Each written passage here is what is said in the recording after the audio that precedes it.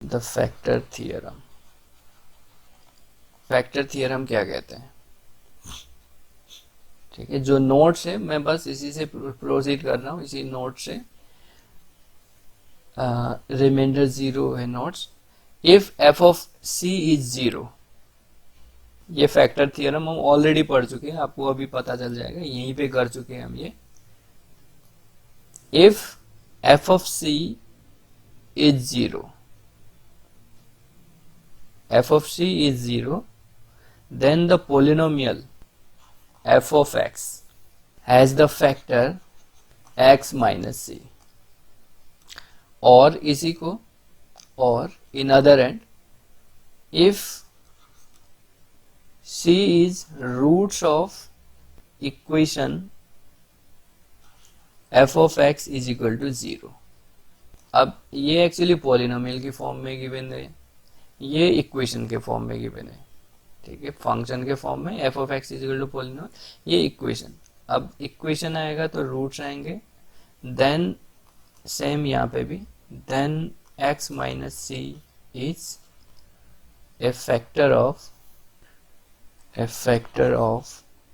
F of X. ये भी same वही हम कर रहे हैं एक्चुअली। देखो, सपोज कोई पॉलिनोमियल है, सिंपल उसी को मैं उठा रहा हूँ, सेम x माइनस सी से डिवाइड कर रहे हैं हम किसी पॉलिनोमियल को। रिमाइंडर अगर 0 आता है और ये क्वोशिएंट है, ठीक है, और ये सपोज रिमाइंडर है, तो इसको मैंने बताया था, मैं इसको लिख सकता हूँ F of X is equal to X minus C Q X plus R. ठीक है, तो यहाँ पे देख लो, एफ ऑफ सी अगर 0 हो गया तो एफ ऑफ सी 0 होने का मतलब क्या हुआ? F of C will be 0। तो एफ ऑफ सी यानी it imply R is equal to, we know F of C, तो एफ ऑफ सी अगर 0 है तो आर इज इक्वल टू 0। तो एफ ऑफ सी 0 होने का मतलब by remainder theorem remainder will be 0। ठीक, अगर रिमाइंडर 0 है तो r 0 है, तो यहां से इक्वेशन वन से f of x can be written as x minus C into Q of x। तो देख लो, f ऑफ x को हम क्या लिख पा रहे हैं? x minus C into Q X. So it's x minus C is the factor of f of x। तो यही कह रहे हैं वो, अगर रिमाइंडर 0 हो गया तो x माइनस सी इसका फैक्टर होगा। अगर इक्वेशन 0 कर दो, ठीक है, c अगर सपोज इसके इक्वल में 0, F of X is equal to 0 है, तो F of X can be written as in the form of this x minus C into Q minus X, क्योंकि because c is the root of this equation. So root है, so x minus C into Q X is equal to 0। So F X is equal to same this one. So x minus c is the root of x minus c is the factor of f of x। अब इसमें problems है, इससे related problems है, हमें उसको solve करना है exercise के।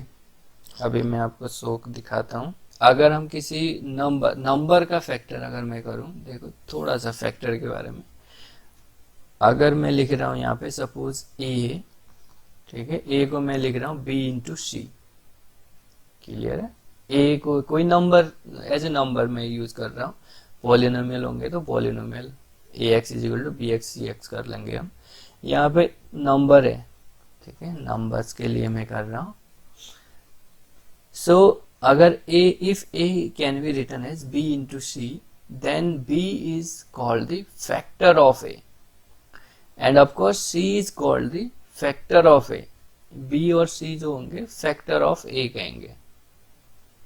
ठीक है, ये होता है फैक्टर। फैक्टर क्या बोलते हैं हम, ये पता होना चाहिए, हम पढ़ते आ रहे हैं, ये तो सबको पता ही है। सपोज आपने एफ ऑफ एक्स का, तो आप ऐसा नंबर सी ढूंढो कि ये 0 हो जाए, सिंपल, ये पूरा 0 हो जाए। अगर आपने ऐसा ढूंढ लिया तो मैं क्लेम कर सकता हूं फैक्टर थियरम से कि इसके पास x माइनस सी फैक्टर पक्का होगा। तो मैं इस फॉर्म में लिख सकता हूं, ये क्यू एक्स जो आएगा वो भी फैक्टर होगा, लेकिन उसने जो फैक्टर थियरम बोल रहा है वो इस फैक्टर के लिए बोल रहा है। यहाँ कुछ भी हो, कोई भी फैक्टर हो, हमें मतलब नहीं है यहाँ पे, लेकिन ये फैक्टर होगा वो क्लेम कर रहा है। अगर ऐसा हो तो ये पक्का फैक्टर होगा इसके पास, इस पोलिनोमियल का फैक्टर ये होगा। ये जो एक्सरसाइज है 15, ये आर्टिकल 14, ये जो 15 पेज नंबर है उसमें जो एक्सरसाइज है आप इनको करेंगे सबको, ठीक है। 1 to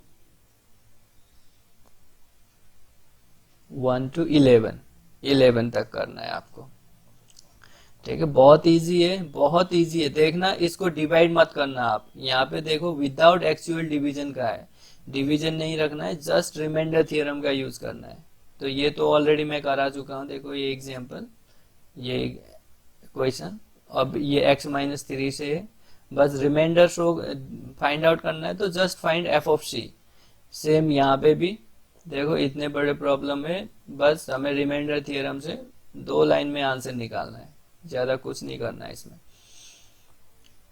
हाँ, x⁻n-1 ये भी है। जस्ट यहाँ पे 7 क्वेश्चन में जस्ट आप मल्टीप्लाई कर दो, परफॉर्मिंग इंडिकेटेड मल्टीप्लीकेशन कह रहा है, जस्ट मल्टीप्लाई कर दो राइट हैंड साइड को, तो आप लेफ्ट हैंड साइड निकाल लेंगे। ये भी सेम इसी से रिलेटेड है, आप देख लेना। 9 इसी से रिलेटेड है A0 के लिए, और 10 जो है ज्योमेट्रिकल प्रोग्रेशन बन रहा है GP, तो इसका सम निकाल रहा है यहाँ पे, ठीक है। 11 ट्राई करना, 11 ट्राई करना आप, ठीक है। क्वेश्चन नंबर 7th में तो मुझे नहीं लगता कुछ करना है वहां पे, जस्ट वी मल्टीप्लाई। तो उसने कहा है just multiplying, right hand side क्या है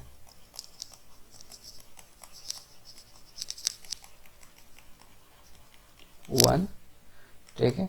फर्स्ट r से मल्टीप्लाई करो। कैसे आप मल्टीप्लाई करते हो, first into this first into second with sign, this first into third with sign. So first r into r to the power n minus 1 will be r to the power n plus, then r into r to the power n minus 2 will be r n minus 1 and so on. R into r square and r into 1 will be r, ठीक है। now minus r to the power n minus 1, बस negative हो जाएंगे ये, -2 से भी कर रहा हूं मैं, -r -1,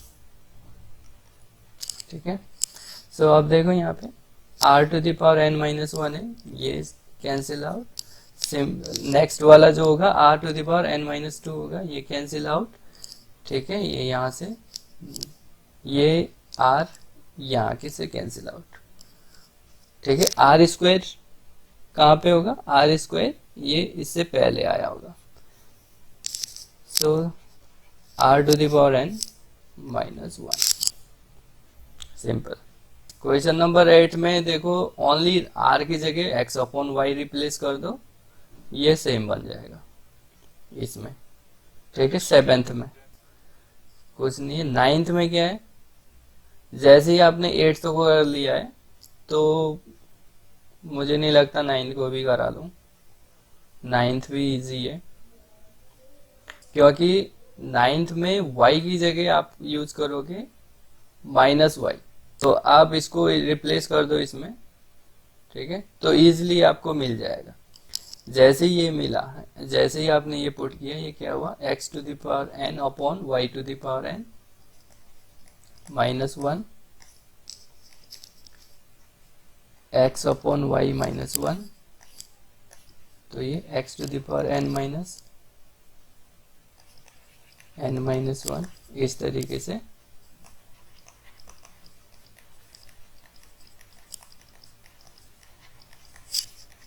r1, ठीक है। तो ये क्या हुआ यहाँ से, x to the power n minus y to the power n upon y to the power n, यानी मैं इसको यहाँ लिख लेता हूँ y to the power n, this is x minus Y. अब इसको देखो एलसीएम लोगे यहाँ पे, ठीक है, LCM will be y to the power n minus one, highest वाला आएगा। सो ये क्या हो जाएगा, x to the power n minus one into कुछ नहीं into one, x to the power into y plus x into Y to the power क्या आएगा, y to the power n minus one upon y to the power n minus one, ठीक है। और एक y यहाँ था, एक यहाँ पे y to the power n minus one आ गया, तो ये तो y to the power n हो गया, तो ये कैंसिल आउट।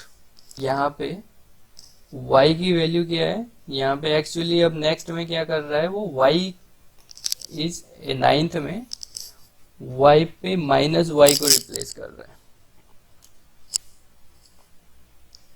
y को माइनस y पे रिप्लेस कर रहा है। तो y x to the power n minus y to the power minus minus y to the power n, ठीक है, minus minus y to the power n, ध्यान रहे। तो जैसी minus y to the power minus y to the power n होगा, इस केवल इसमें दिक्कत है, इसमें नहीं है, तो ये आएगा। तो इट मीन्स माइनस, आप इसको लिख लोगे minus one to the power y और n, ठीक है। अब ये जो है या तो प्लस वन होगा या माइनस वन होगा, depending on n। If n is even then it is plus one, then if it is odd then it will be minus one. तो इसी के दो केस बनेंगे जो आप इसमें देख सकते हो। जो फर्स्ट है ऑड के केस में क्या हो रहा है, ऑड के केस में माइनस वन आएगा, y को आपने माइनस वाई से रिप्लेस किया, x minus Y X plus Y हो जाएगा, क्योंकि आप माइनस वाई से रिप्लेस कर रहे हो और हमारा ऑलरेडी ये रिजल्ट है एट्थ में x माइनस वाई है। जैसे माइनस वाई की जगह आप माइनस वाई यानी y की जगह माइनस वाई पुट करोगे, it will be minus into minus plus Y.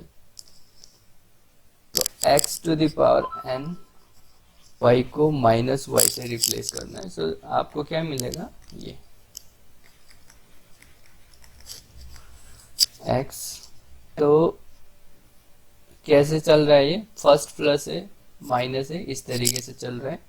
अभी हमें नहीं पता इसका क्या है, लेकिन हम ऐसे लिखेंगे x minus Y to the power n minus two, clear, और plus minus Y to the power n minus one. अभी n के बारे में हमें कुछ नहीं पता है, तो हम ऐसे ब्रैकेट में ही रखे रहेंगे इसको, minus Y to the power replace किया है। तो यहाँ पे तो सिंपल दिख रहा है, y की पावर वन है तो माइनस बाहर आ गया, माइनस वाई हो जाएगा, नेक्स्ट पॉजिटिव, इस तरीके से। तो आप देखो यहाँ पे n के दो केस बनेंगे, if n is even, suppose पहले इवन ले लेते हैं। So x to the power n even होगा तो minus one to the power even number is always positive. So ये x to the power n minus Y to the power n, ये तो plus ही आएगा, ठीक है, x प्लस वाई। नेक्स्ट ये देख लो minus one minus x to the power n minus two y plus and so on, ठीक है। n इवन है, ध्यान से देखना, n इवन है, माइनस टू इवन है, even minus even is always even, so ये जो साइन होगा इट विल बी पॉजिटिव, ठीक है। ये कैसे हो रहा है, minus one to the power n minus two है, अगर minus one to the power even है तो it gives the even product minus one into minus one, या minus one into minus one into minus one into minus one, इस तरीके से even product हो रहे हैं, माइनस वन की इवन प्रोडक्ट हो रहे हैं, it will be plus one always. तो ये कर दिया। अब देखो n इवन ले रखा है, n minus one, even minus one करोगे तो always odd, so it will be y to the power n minus one, ठीक है। If n is odd, so x to the power n minus, देखो n odd है तो इसमें put कर रहे हैं, ठीक है। ये जो वैल्यू है इवन ऑड की, ये इवन के केस में हो चुका है, डन।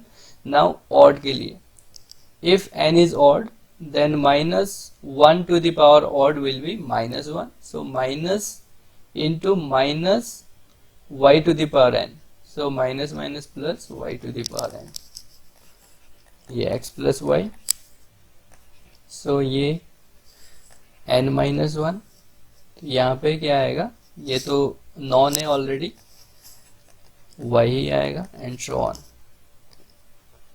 प्लस नहीं करूंगा यहाँ पे।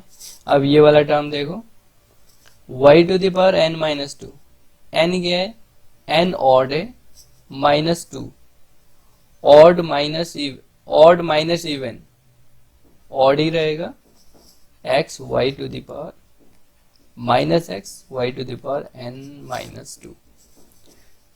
देन नाउ यहाँ पे क्यों देखें हम, इधर देखना है, ठीक है, ये नहीं देखना है, ये देखना है, क्योंकि हम इसमें पुट कर रहे हैं, ये मेन है हमारा। ऑड माइनस इवन ऑड है, तो मैंने माइनस का लगाया। अब odd minus odd, odd minus odd will be even, ठीक है, ऑड माइनस ऑड या ऑड प्लस ऑड जो पढ़ रहे थे आप, इवन। सो ये क्या हो जाएगा, minus Y to the power minus Y to the power even, so minus 1 to the power even, so वो प्लस का y to the power n minus 1। So ये था 9th 7 8 9। 10th ज्योमेट्रिक सीरीज है, geometric progression given है 10th में।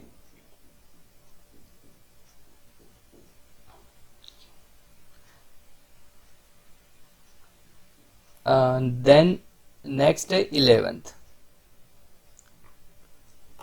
इसमें क्या given है 11th क्वेश्चन में, eight the end of each of n years a man deposits in a savings bank $8, ठीक है, with annual compound interest at 4%, so that his account at the end of n year will be this। मतलब जो भी n year के and में जो भी उसका अमाउंट होगा अकाउंट में, वो ये होगा, ठीक।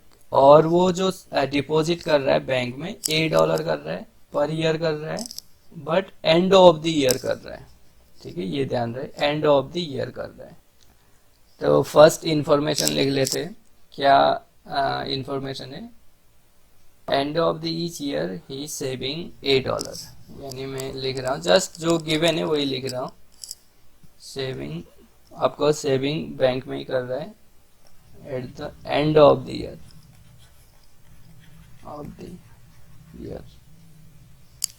इज $8, ठीक है, $8 वो सेव कर रहे हैं। एनुअल कंपाउंड इंटरेस्ट कितना है, इज इक्वल टू 4%, ठीक है। एनुअल कंपाउंड इंटरेस्ट मीन्स पता है ना, कंपाउंड इंटरेस्ट क्या होता है, what is account balance at the end of an year, ठीक है। तो एक सिंपल सा क्वेश्चन आपसे मैं पूछ रहा हूँ, जस्ट सिंपल सा क्वेश्चन, इंटरेस्ट की बात आ रही है, ठीक है, इंटरेस्ट परसेंटेज की बात आ रही है। तो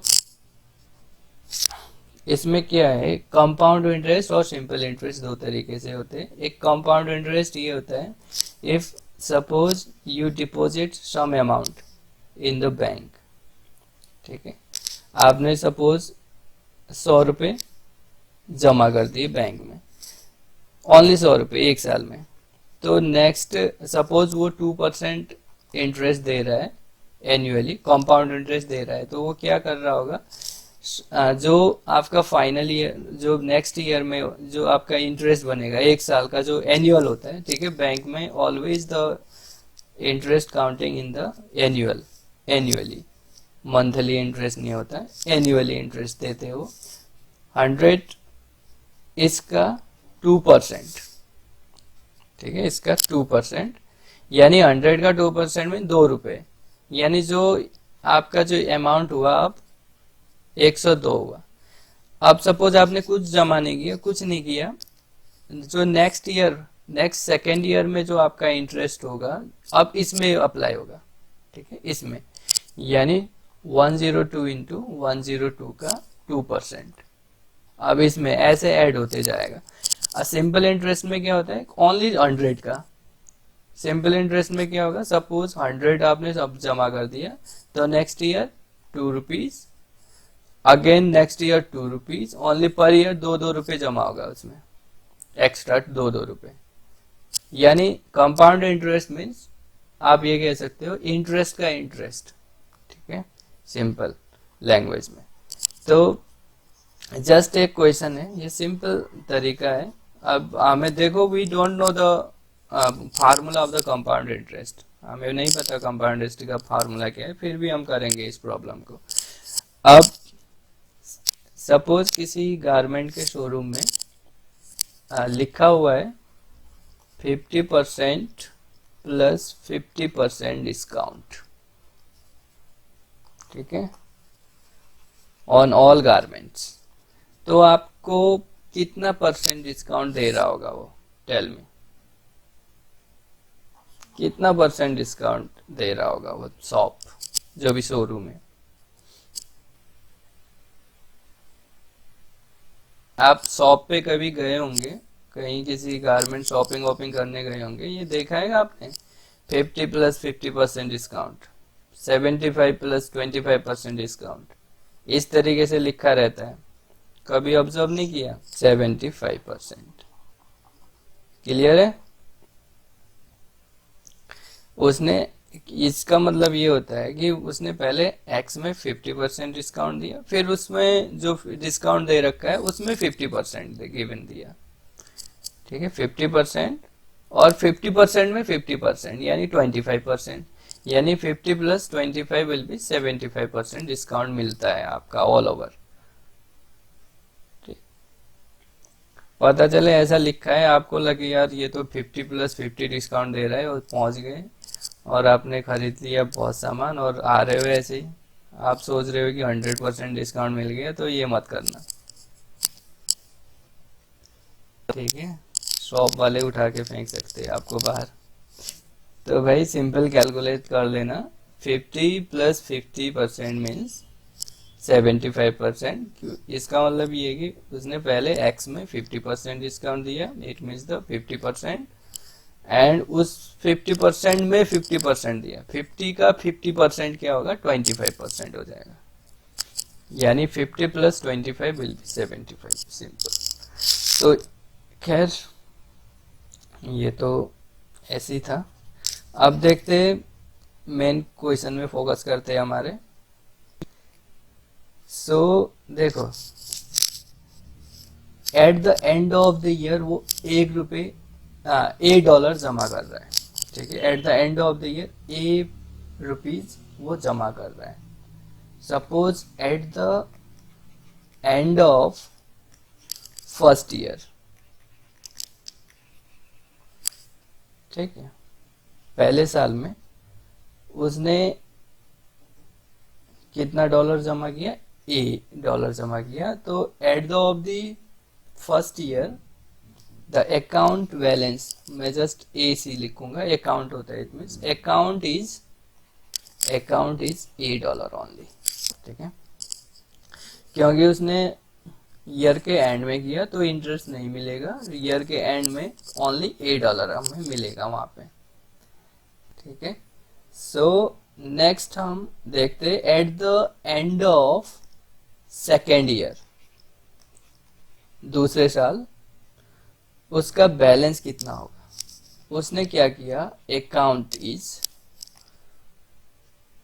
उसने क्या किया, अगेन उसने क्या किया है, ये saving eight the end of the year $1, हर साल वो आखिरी टाइम पे वो $1 जमा कर रहा है, डिपॉजिट कर रहा है।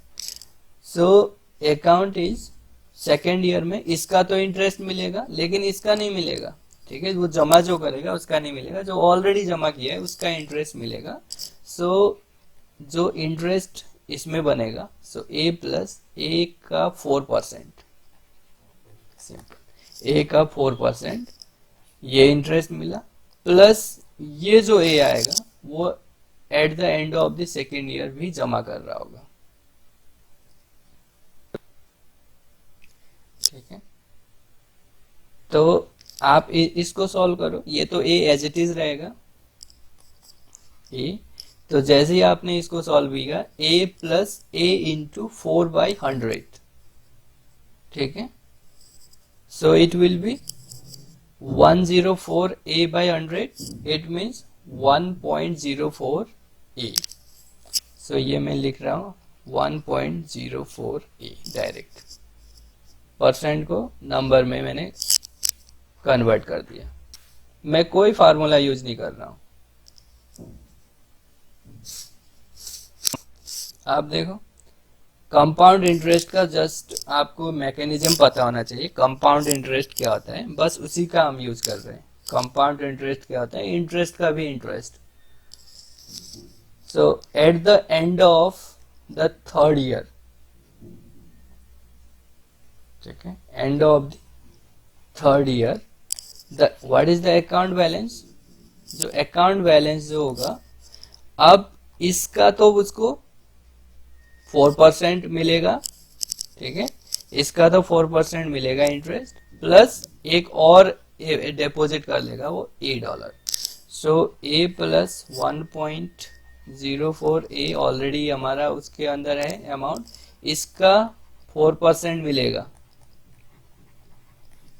ठीक है, 4% मिलेगा, इसका 4%, एंड वो ए भी जमा कर रहा है उसमें।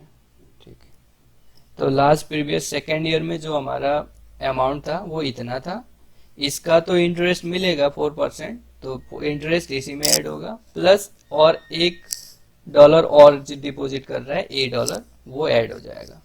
तो ये आप जैसे ही कैलकुलेट करोगे, देखो ये पूरा कॉमन है, a प्लस 1.04 a, यानी 1 प्लस 1 का परसेंट मीन्स यहाँ पे आप डायरेक्ट लिख सकते हो 1.0, एक्चुअली इंटू 4 मीन्स होता है 4/100।